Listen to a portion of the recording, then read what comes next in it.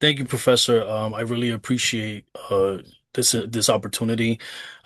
Unfortunately, I had a massive technological breakdown, and I wasn't able to get the slide deck that I had ready, and I'm borrowing someone else's computer, so I don't have access to the PDF file. Okay. I'm the slide deck file. So I truly apologize for that. Um, that being said, I will do my very best to cover everything that I had in the slide deck.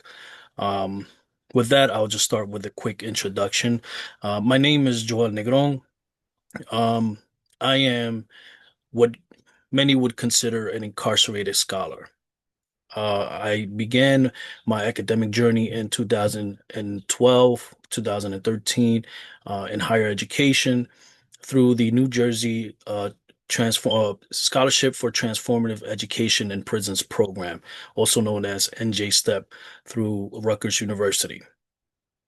I was an original cohort member of 144 students who participated in the launching of the NJ STEP program at East Jersey State Prison. I served almost 19 years of incarceration, and I have been home for 6 months. During my time of incarceration, I had the opportunity to obtain both an associate's degree and a bachelor's degree. I'm currently pursuing my master's degree through Rutgers University on campus for public affairs and administration. For me, being a non-traditional student and covering the topic in or the spectrum of higher learning in non-traditional spaces for non-traditional students is really important to me and near and dear to my heart because I have benefited so much from my time as an incarcerated scholar, a non-traditional student, and it has been the impetus to the transformation of my life. But I am one of many.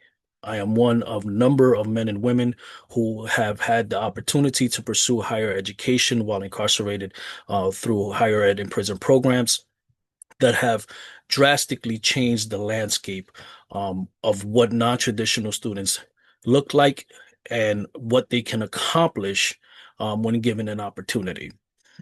So, with that being said, today I would like to speak to you all about non-traditional higher education and traditional, what I would consider traditional spaces, teaching in a carceral setting.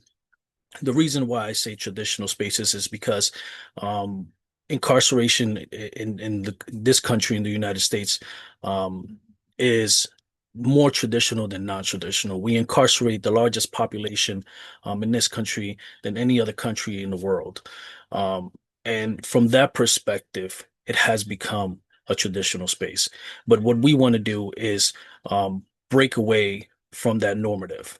Um, so today I want to talk to you about the existing programs or HEP programs, higher ed and prison programs in New Jersey, and then their transformative impact on non-traditional students.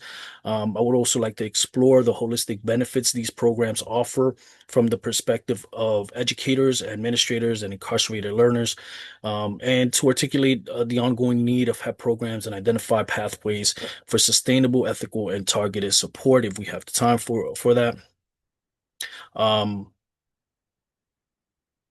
I I want to give you a brief introduction into HEP programs in New Jersey, and particularly the NJ STEP program. But before I do that, I want to start with a quick icebreaker, and I want to ask two particular questions to everyone on the call here today. The first question I want to ask is, why are you here? I want you to reflect um, on the reason why you're here and why this space is important to you. And I would assume that it's important to you because you are here today. Um, but also I want to ask you, what do you know? What is your knowledge about higher ed and prison programs? And you can drop your answers in the chat, and I know that the professor will monitor it, and we'll take a break and try to answer some of the questions or responses. Is that okay, Professor? Sure. And people can also raise their hand and get unmuted as well if they want to respond in person. And Do not hesitate to stop me if someone does raise their hand and I don't notice it. I dropped in the chat, I dropped the URL for the NJ Step Yes. program for people there as well. Thank you for that, Professor. So, a brief introduction into Oh, sorry, higher. Michelle's got a question or a thought. Okay, go ahead, Michelle. Oh, I didn't have a question. I was just going to say that this is an important space to me because I know a lot of my students that I have currently or over the years, almost a decade now, a lot of them started their academic journey while incarcerated. And so even if they didn't have a chance to finish, I definitely would love to kind of learn more and get more perspective on that. So I just wanted to respond to your question. Anyone else? Elizabeth, John, Elizabeth said something very interesting, which she doesn't know anything about education in prison except from what she's learned from movies, right? And so that's not good, right? I can tell you right now, Elizabeth, that the movies are absolutely nowhere near in comparison to the reality of education in prisons. Um, but thank you for giving us that information. It's good to know, and hopefully today's session will give you a better, more well-rounded view of education in prisons. Anyone else? Great. Um, so NJ STEP, the New Jersey Scholarship and Transformative Education in Prisons program, as I mentioned early on, started in 2012. Um, we started the process of enrolling 144 students at East Jersey State Prison, which is located in Rahway, New Jersey. I was lucky enough to be among the first 144. And in 2013, we actually kicked off our academic journeys with full classes, professors entering into the facility and giving us a robust introduction and no soft landing in their introduction to education. Um, One of the beautiful things that I always talk about when I speak about NJ Step is that the professors that we had there um, were incredibly motivated and passionate about the work that they were doing with the students. They didn't see the students as incarcerated students. They saw us just as students. The facility, the space, the reasons why we were there were non-factors in their approach to doing their job and teaching individuals. Um, they were solely there to teach because it was their passion. So it put us in a position from the very beginning where expectations were set, expectations from the professors and expectations from ourselves. And our professors made it clear to us that there were a lot of people who were banking on us failing, banking on the program to fail, um, which set it placed more pressure on us, but it wasn't pressure that we weren't able to handle. Um, in addition to that, they pushed us harder than they would or did their students on campus, which made us much more disciplined in our studies. In addition to the many obstacles that we faced in that space, which we'll talk about if we get the chance. But the New Jersey Scholarship and Transformative Education in Prisons program was part of the Pell Grant kickoff in 2012. They were also backed by the Vera Foundation and I'm forgetting the other organization, but I'll remember the Sunshine Ladies Foundation. I'm sorry. And since then, NJ Step has graduated well over 500 students. Um, while incarcerated, um, roughly 200 more post incarceration, including several master's degree graduates, some doctoral graduates, and it has created opportunities for professional development and at the same time professional opportunities for men and women who have returned home and have transformed their lives, even to the degree where some are working within the Department of Corrections. So it has created opportunities in the last uh, 12, 13 years where men and women who were impacted by the justice system and by the carceral system to now have have influence in how the systems are now being operated, which is, for me, the epitome of transformation. So, with that being said, I want to talk about, oh, before I forget, Rutgers University is the umbrella university for NJ STEP, but we also have community partnerships or college partnerships with other community colleges. For instance, Raritan Valley is our main community college partner who focus on providing associate's degree opportunities for incarcerated students and students who are go home after incarceration. Another college is Essex County College, who partners very closely with Rutgers University and NJ STEP, as well as several other colleges throughout the state of New Jersey, who help individuals who come home and are not necessarily in Essex County or in Raritan Valley, but are in different counties. They work with Rutgers University and NJ STEP to help these students continue their education post incarceration. Now, these are what we call non-traditional students. And non-traditional students, if I may ask, and you can put it in the chat, raise your hand. When you hear the term non-traditional students, what do you think of? And I'll just give a moment if anybody wants to come off mute. Right. You can either use chat. So older students, Rishlene, yeah, did you want to say something? Yes, Noel, I have some questions for you. Did the students who went to this program need to have their high school diploma or GED first? Yes. Okay. And then when you students entered the program, were you given a TABE test or any other kind of test to gauge your grade level, even though you had a high school diploma? Yes. So we went through the same steps as you would if you're coming out of high school. Yes, you would have to have a high school diploma or a GED. If you did have a high school diploma or a GED, then you would have to do pre-testing to see what your cognitive levels were.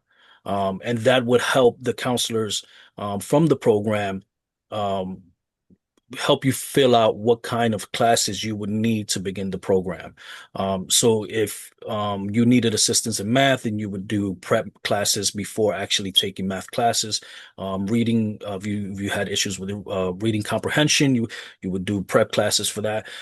So the way that NJ STEP was set up on the inside, meaning inside a facility, was not that different than an on-campus setting as far as the structure was concerned and how we went about beginning our academic journeys and pursuing our academic journeys as students. Okay. Does that help? Absolutely. And non-traditional, I would answer your question. Okay. It's a person who doesn't follow the steps. Like our lives are in boxes or steps. First elementary school, then high school. And if we're going to college, we go to college or trade school. So non-traditional is somebody who's not in one of those boxes. That's how I would describe it. Okay, great. Thank you so much. So just to give you a more precise understanding or definition about non-traditional students, when we're talking about non-traditional students in a HEP program, non-traditional students refers to individuals within an incarcerated population who engage in educational pursuits, despite the inherited limitations and challenges of a carceral or correctional facility or environment. This particular perspective highlights how the carceral system as a whole shapes and influences the educational experience of these students in unique ways. Some of these perspectives are seen in limited access and resources, disruptions and instability within the facilities, security and regulations, stigma, preconceptions, diverse educational backgrounds, trauma and mental health are a huge factor.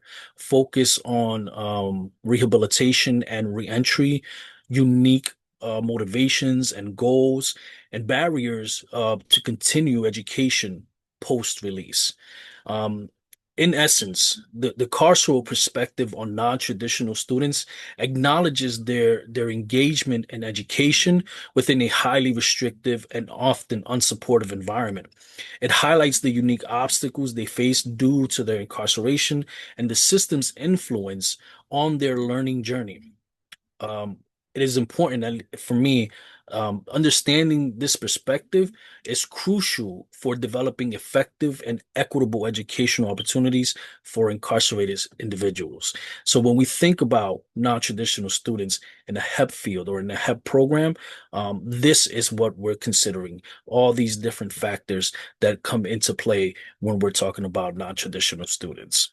Joel, can I ask you a question about that?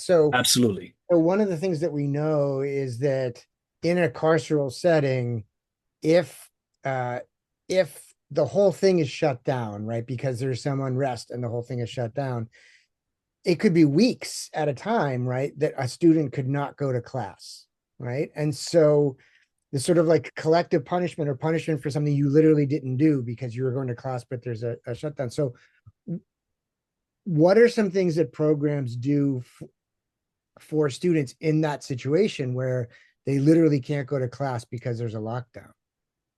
That's a great question, Professor Jacobson, because I've had the unique experience of going through similar situations.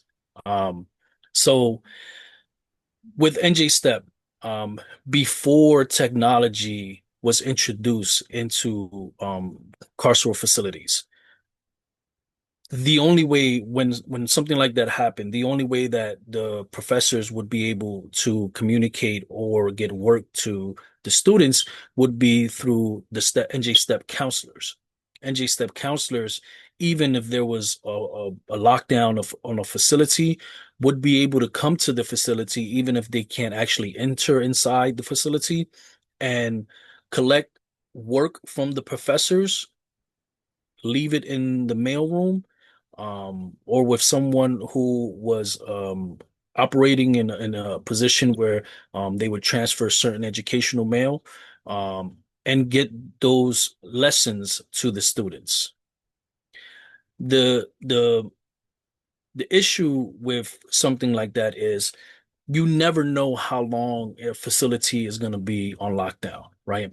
And so, what we would encourage professors to do was create lessons that would span several weeks, just in case a lockdown went longer than what would normally happen. A lockdown can be anywhere between 1 hour to 3 months, and 3 months is practically an entire semester. So how do you teach students during a 3 month lockdown? Um, this was the only way at the in the beginning, before technology was introduced. This was the only way that students were able to continue their journey in their semesters. Now, once technology was introduced, and by technology, I mean JPay. I don't know if anyone's ever heard of JPay. JPay is a company that provides tablets and some internet, very limited internet to incarcerated men and women. Um, Once this particular aspect of technology was introduced, NG Step Rutgers University was able to collaborate with JPay, where now the counselors and the professors were able to communicate with the students. Um, Mostly indirectly, the professors would communicate information with the NJ Step counselor, and the NJ Step counselor would then disseminate that information to the students according to whatever classes they were in.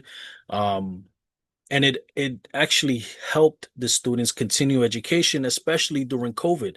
During COVID, facilities were locked down for 2 years. There was no one was allowed outside of DOC faculty. No one was allowed to come into a facility. Um, During the beginning of COVID, um, we missed out on 2 semesters. Spring semester of was 2020, and summer semester. And then NJ Step worked vigorously with Rutgers University and with DOC to get classes back on track. But the only way that they were able to do that was through JPay. And it allowed that particular aspect of technology allowed the professors to then send the lessons in through email to the students, and then they were able to perform the work, submit the work by mailing it to the counselor's office, and then the counselor would then be able to turn it in physically to the professors. Was it a lot? Yes. It was very difficult for the students because imagine being a student where you have no access to the professor, you have no access to tutoring, you have no access to be able to speak to any of your fellow classmates to see, to gauge where each one is at and find any solutions to problems that you may have, right? So the space in and of itself makes it incredibly difficult. Um, but this also speaks to the passion and the commitment and the drive to NJ Step, the faculty of NJ Step, Rutgers University, that despite the challenges that arose during these periods, they were still able to overcome them and provide educational opportunities for the students, where NJ Step was didn't find itself in a position where it had to completely shut down. Does that answer your question, Professor? Great. Anyone else? Any other questions? Great. So I was hoping to be able to have a testimony with a current student who is currently in a halfway house facility, and she is pursuing her master's degree. But unfortunately, because of the technological difficulties that I've had today, I wasn't able to provide that for you. That being said, um, I wanted to pause for a second and ask, does anyone have any questions for me as far as what I've shared this far, in my own experience as a non-traditional student?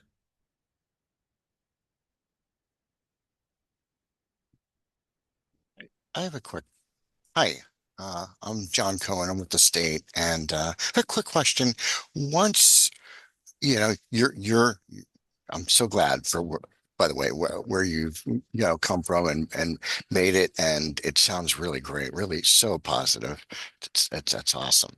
But I just want to know when you have you left, obviously you're out. You have you're back now into society. It's difficult to find out what happens to individuals once they leave, once they left incarceration, once they go back to their homes, their places of, because you really can't follow up. Is there a way that we can, because you want to follow up, you want to have, you want to hear re results like yourself, you want to hear positive reviews. You don't want to hear, well, we don't really know, or we don't have this information for you because we can't track students once you know, they go back, How do you do that? What is there any recommendation on, for sites that do want to track individuals, you know, at That, once they leave? that's that Or is a very great question, Jonathan. And you're completely correct, right? It is incredibly difficult to track men and women post release. The great thing about NJ Step is we've become an incredibly huge community.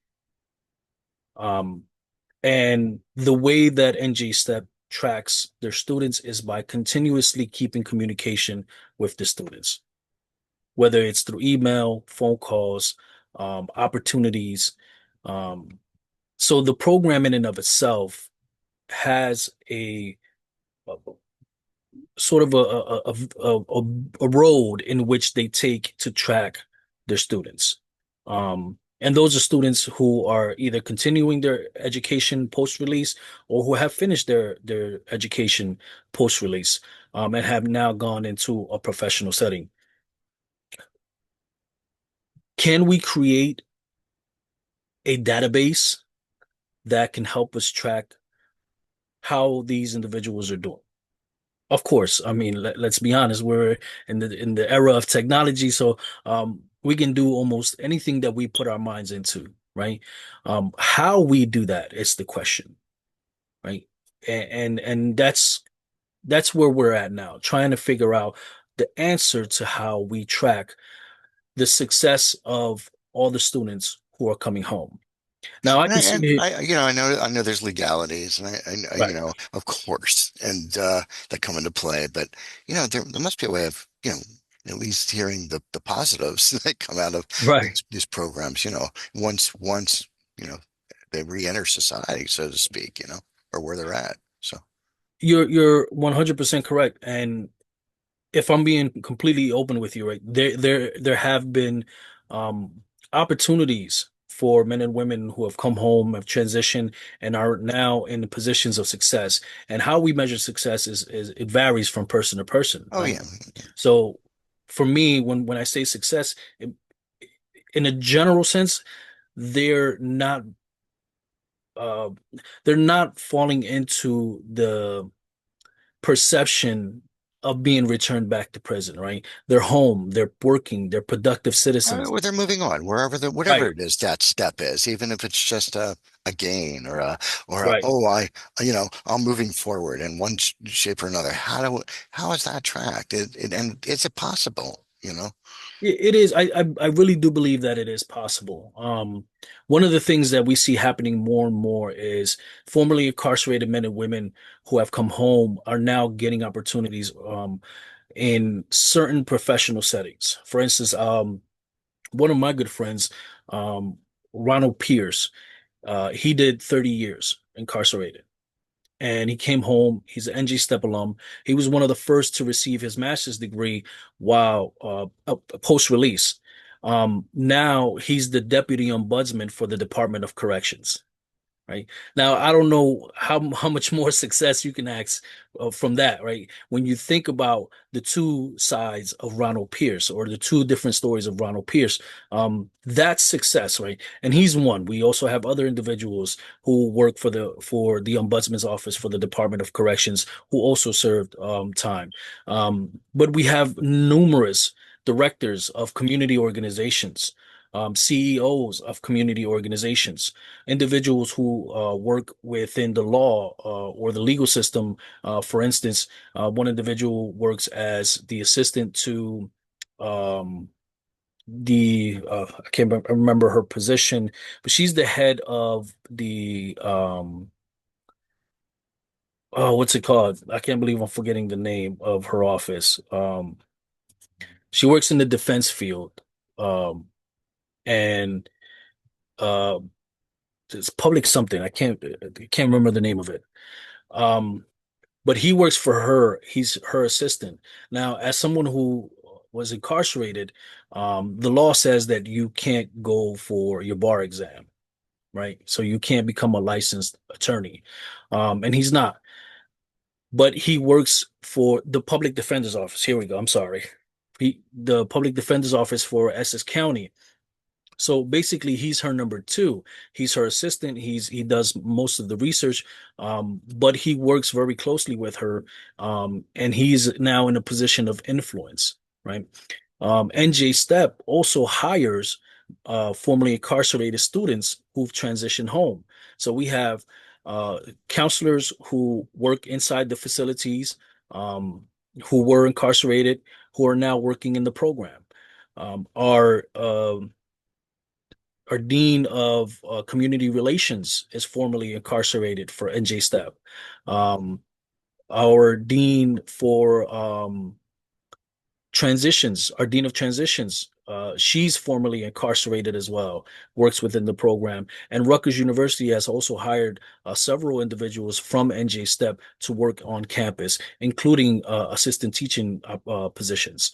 So there are numerous success stories, right? And you hear it in certain conferences and certain summits. You hear these stories. But now we have to take these small stories, these small pockets, and put them in a larger scale so that these stories of success and what HEP programs like NJ Step has been able to provide for men and women who are formerly incarcerated and also currently incarcerated on a macro scale How do we get there? And that's why opportunities like this, conferences like this are so important, because these are the conversations that we can have, and hopefully one of us, the many intelligent men and women in this room, can come up with the answer on how we can do this on a macro scale. Right. I think, Joel, to follow up on Justin's question, I think we'd also want to know what industries or what areas are proving difficult for justice impacted people to get jobs in post incarceration, right? So, correction seems to be a space that works and other things like that. But are there other areas where folks are interested in, right? But there's barriers to them getting involved in those fields, right? And what can we do to help them break into those fields, depending upon what might be going on? I think that would also be important to know. Fagan, you had a question or a thought? Yeah, very quickly. So I just wanted to find out, the education part itself. Is it, so that, like, what kind of degrees are being offered? Is it like anything and everything Rutgers offers, or is it, out of a group of here are the options, for the students? Um, and like, if it's something that requires hands-on, like how is that handled? Um, some kind of an internship, because some degrees, as you know, require internship too. So, and does it? I know I'm full of questions. Sorry, this is a new field for me. I've never worked with non-traditional students. Um, so you can start while you are incarcerated, but then you can continue, like if after you leave, correct? That's what I'm Yes. understanding. Okay. So Yeah, just a little bit of like, how can you describe to us how the education itself is? absolutely. Sorry. So because the partnership, or your main partnership as a HEP program, is going to be the Department of Corrections, there are certain guidelines, policies, and laws that prevent individuals from pursuing certain degrees, right? Um, for instance, um, I can't pursue a psychology degree if I'm inside a facility, right? There are certain barriers in place that will keep me from fulfilling everything that I need to fulfill to earn that degree, right? So in most HEP programs, whether it's in New Jersey or throughout the country, what you will find is degrees in humanities. And the main aspect of humanities that you'll find is criminal justice. So for NJ Step offers an associate's degree through Raritan Valley Community College in liberal arts. And for a bachelor's degree, you can obtain a bachelor's degree in criminal justice with a focus on justice studies, which was an entirely new segment or new field that was created just for NJ Step students at the time that it was created. Now it's offered on campus. So students who are on campus, who are traditional students, can also pursue a criminal justice degree with a focus on justice studies, which is slightly different than your average criminal justice degree. Um, but that's the only degree that you can pursue while incarcerated. Now, once you transition out of a prison facility and you're either home or you're in a halfway house and you can continue your education on campus, now the world is at your fingertips. Now you can change your degree to whatever you want to do it. And most students who do um, transition into on campus end up changing their focus or their major, because everybody doesn't want to have a criminal justice degree. I know very good friends of mine who are pursuing degrees in social work, um, degrees like me in public affairs and administration. But I also know individuals who changed their majors to nursing, who've changed their majors to psychology, right? And yes, there's still barriers in place because in certain states you can't get. It's very difficult or almost impossible to get certain licensing. Which is another issue that we need to start addressing and tackling. But once you're on campus, the world is at your fingertips. While you're in the facility, you can only have what's agreed upon between the two main parties, which is the HEP program and university and the Department of Corrections of the state.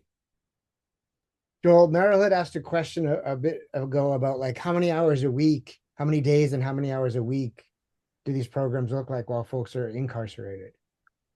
That varies. NJ STEP is a full-time program, and while you're incarcerated, you're required to take full-time classes. So a minimum of 4 classes, 3 to 4 classes, for you to be able to continue, and that's per semester.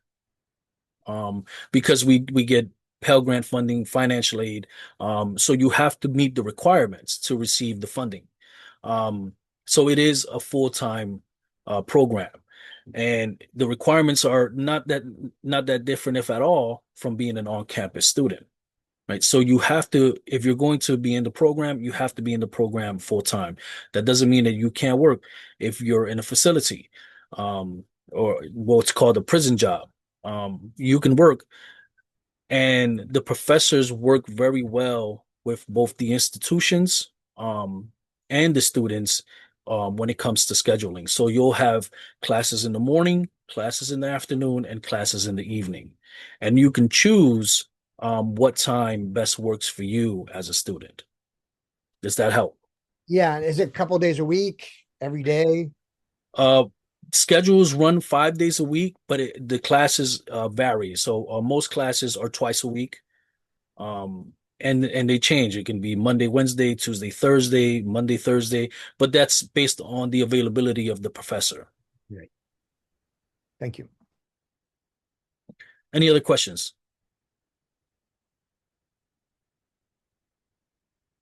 Oh, Meryl had also asked a question about how does this program compare to what's happening in other states? Well, NJ Step, and I know I may sound biased in saying this, but NJ Step has actually become the lead in HEP programs throughout the country. Um, and the reason I can say that, and I say it confidently, is because right now I work for an organization called Jobs for the Future. I'm a manager at their Center for Justice and Economic Advancement, and we work with HEP programs throughout the entire country. And whenever I share with new stakeholders that I am a NJ Step alumni, you can see their eyes just bright up, right? Because NJ Step has a reputation throughout the country of success, not just success in the program in and of itself, but of success in their students and who have transitioned home after incarceration. So NJ Step in and of itself is a HEP leader in the field throughout the country. And a lot of the programs who are now operating in different states or who are just starting to operate in different states look to NJ Step as a mentor in many ways, but also uh, try to mirror their structure as best as possible in their own states. And of course, every state is different, policies are different, laws are different, but they use the structure of NJ Step as a foundation to help build up their own HEP programs. Does that answer your question, Merrill?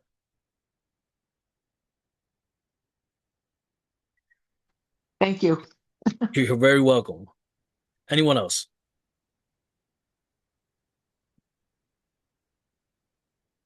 Great. So for a brief moment, I want to talk about the impact of family cycles and integration education, or intergenerational education, and how education changes family narratives.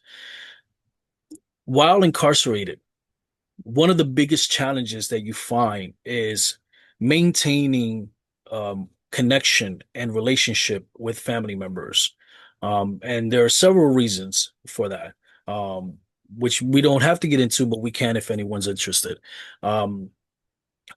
But studies have shown, I'll be honest, internal studies have shown that education and the pursuit of higher education and a HEP program actually helps to better relationships between family members and incarcerated men and women. One of the main reasons why is because it actually shows a transformation in the life of the incarcerated person. the stigmas of men and women who are incarcerated um, start to get torn down. They family members no longer view their loved one as just someone who's incarcerated. They start to see them in their human form again. And the reason I use that term human form is because um, men and women who are incarcerated in many ways are dehumanized. And because they're dehumanized, most people in society, including family members, also see them from that perspective. And so there is a disconnect, a human disconnect between family members and incarcerated men and women. Education has shown, or higher education and HEP programs has shown that it works as a bridge in rebuilding family relations. So family cycles start to change for men and women who are pursuing higher education while incarcerated. And it also starts to break what we call generational curses. As an incarcerated scholar or student, you start to find a transformation of your mind, how you think, the way you perceive the world, the way you perceive other people. And because of that, you start to see and want and have a desire for more, not just for yourself, but for your family members, your loved ones, your children. And what that does is it creates an opportunity to instill in your loved ones, your children, also a desire to want more and not allow for incarceration to become the norm in family settings. In fact, I know of several individuals who, while incarcerated and part of NJ STEP, it helped build the relationships between them and their children. And some of their children are now alumni of Rutgers University because of seeing their fathers pursue their education while incarcerated.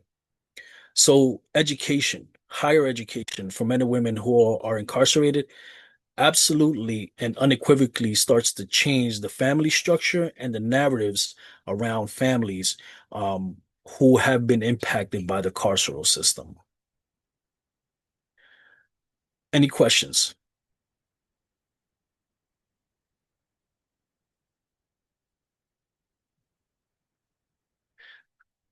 Okay, so the next thing I would like to talk about is trauma. Trauma for men and women who have been or are incarcerated um, is much more, for lack of a better term, normal than not. Men and women who are incarcerated suffer through trauma because incarceration, being in a prison in an inhumane space, is in and of itself traumatic. And once you're in that space, you have to face the reality of individuals who work in those spaces who, because of whatever the reason is that you're incarcerated, um, now persist in dehumanizing you more and more. And the longer that you are incarcerated, the more trauma you suffer. How do we create a space or a safe space for men and women who have been incarcerated or are incarcerated and have suffered through certain traumas while pursuing an education?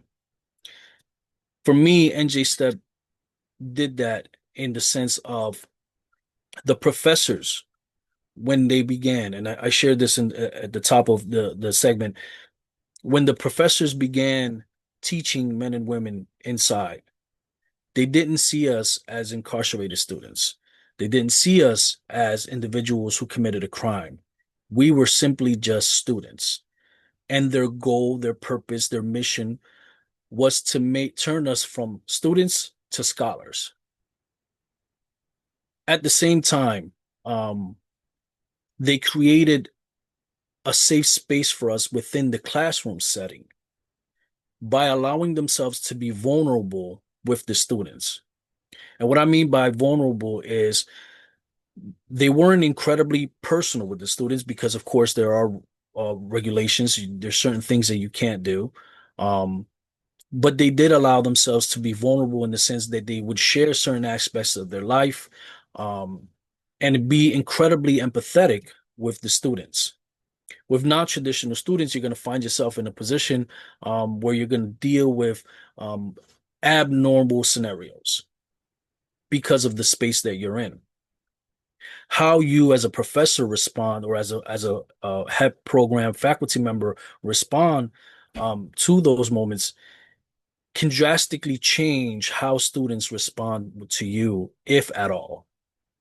It is incredibly important to have a very good relationship with your students as a HEP program professor or HEP program faculty member, um, because to help them start to heal from the traumas that they've endured while incarcerated and even pre-incarceration, um, they have to feel like you're not only empathetic to the plights that they've had to suffer, but at the same time that you see them as human beings and not just as a number, not just as a criminal, not just as someone who committed a crime, or someone who deserves to be in prison. The more you start to help them feel human again, that in and of itself becomes a drive for individuals to start to heal from the traumas that they've endured pre-incarceration and during incarceration. Um, Another aspect to being trauma informed and helping your students who are non-traditional students dealing with their trauma is one thing that Rutgers University did. They created a space for their students who are system impacted to be able to go and speak with counselors and psychologists so they can start to address the traumas that they've endured while incarcerated. This actually helps the students um, advance even more in their academic pursuit because it starts to take away um, the stigmas that they often carry within themselves. I'll share this when um, when I got to the halfway house 2 years ago, before I was released, and I got to the Newark campus of Rutgers University. I was dealing with a lot of um, trauma issues in the sense of I would project upon myself um, these stigmas and would say to myself, well, this student is looking at me because they know I'm incarcerated. This student is looking at me because they know my past. This student is looking at me and labeling me as nothing but a criminal. Yet none of these students knew who I was and they knew nothing about my past, right? We internalize these stigmas and we internalize the traumas of these stigmas, and we don't know how to really deal with that trauma. One of the great things that I was able to find is um, the student counselor that I had in for NJ Step helped me speak, helped me get through that process, and understand that the only person who is stigmatizing me is me because I am internalizing it and I'm putting these things on myself. Um, so as a HEP program faculty member and or professor, it is important to make sure that you gauge your student and have these difficult conversations with them in a safe space so that they start to heal from the traumas that they've endured pre-incarceration and during incarceration. Any questions? No, but I way earlier in the chat, I think, Joel, at the beginning of the session, somebody talked about having like a student in their class, and whether they've been incarcerated or not, that shouldn't be like a shameful thing, right? And so so it seems like there's like a tension between like I've moved on to like this is a new phase of my life, but also not normalizing, but like, yeah, sort of normalizing. Yeah, some people have had this experience, and we can't pretend that it doesn't exist, you know? That's a great point that you make, Professor Jacobson. And I would actually go ahead and say that we should normalize these conversations, right?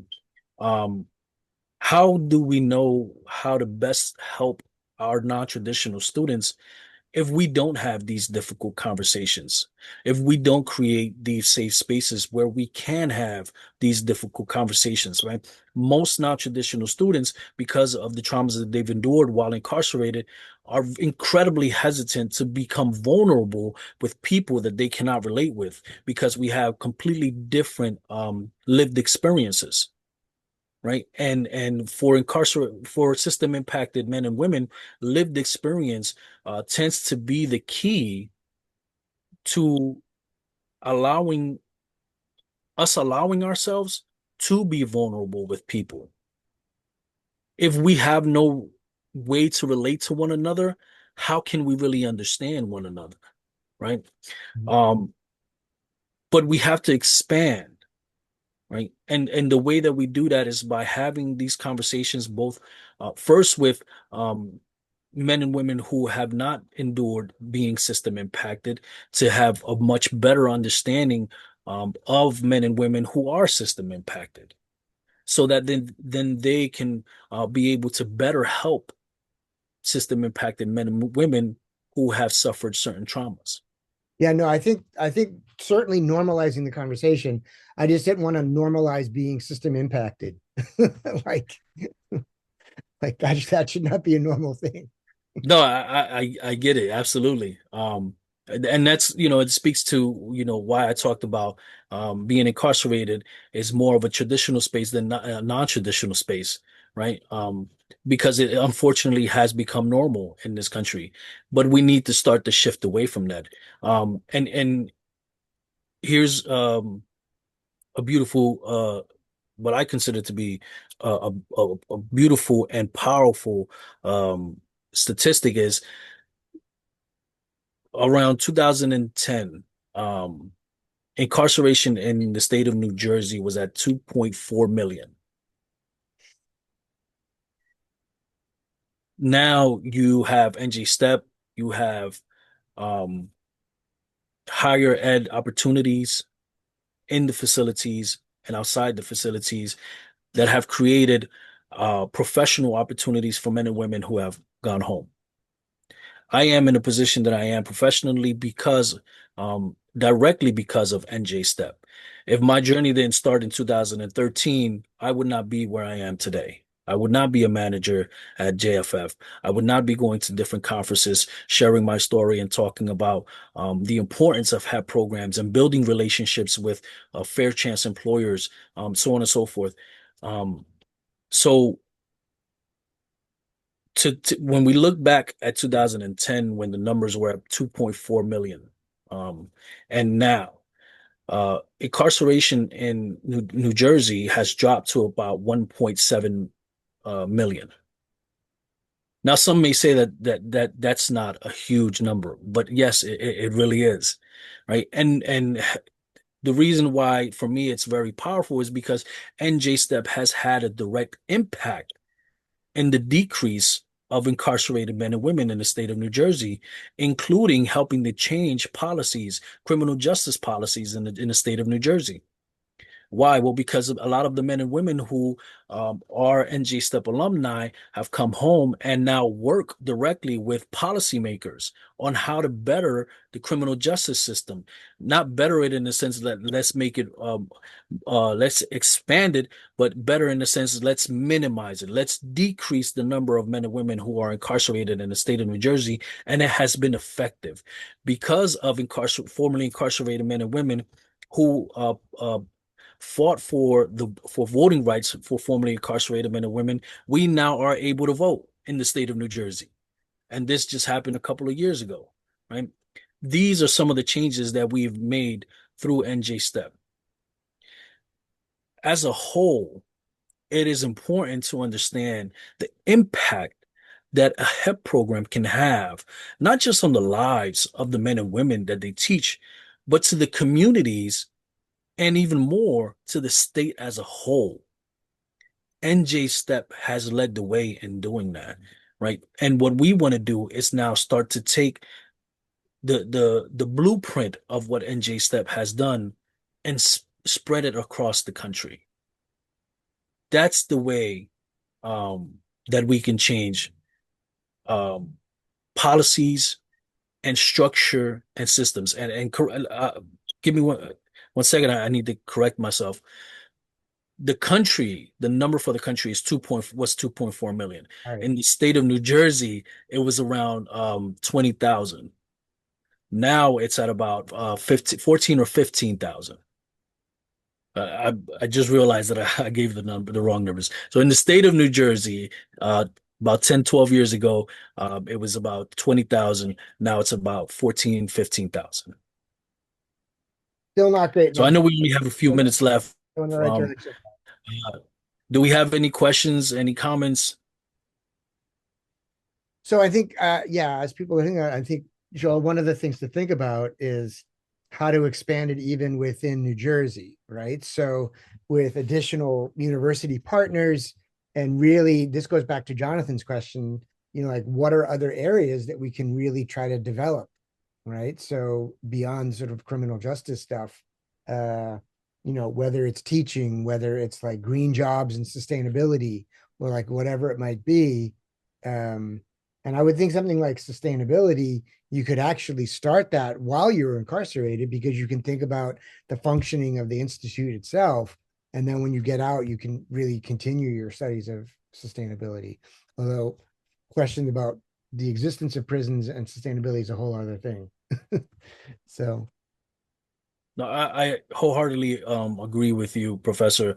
And I think that one of the practices that has worked pretty consistently is for individuals to reach out to their community leaders and even the community policymakers, right? And really start to push the agenda forward on how we can expand education for incarcerated men and women.